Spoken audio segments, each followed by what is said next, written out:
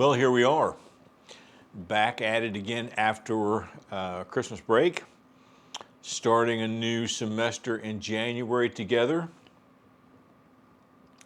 And I am reminded that this is our last semester together. And I hope that it turns out to be a great one for all of us. You know, I was thinking the other day about the way teachers think differently about their jobs.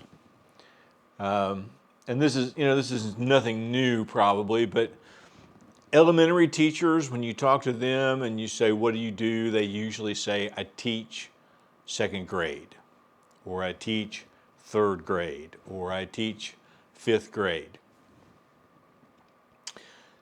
When you talk to a middle school teacher, which is what I was, and this is what I did, they say, I teach middle school English, or I teach middle school math, or I teach middle school science.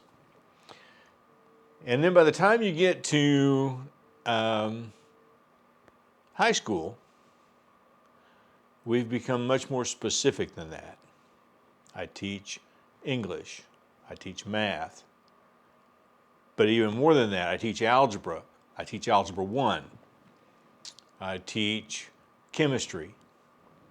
I teach junior English.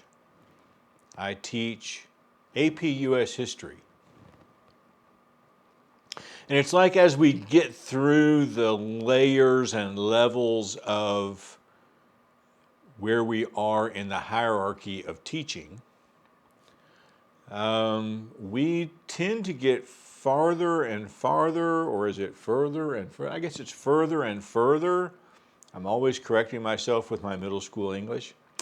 We tend to get further and further away from kids. We don't say, I teach kids. I teach students. We cling to this thing that we went to school for, and this thing that we think has become so all important to us that we are at somewhat of a risk of losing sight of the fact that we got into it for the kids. And so I hope in our last semester together, as we go down this journey, that none of us lose sight of that. We're here for these kids. Period. End of story. Full stop.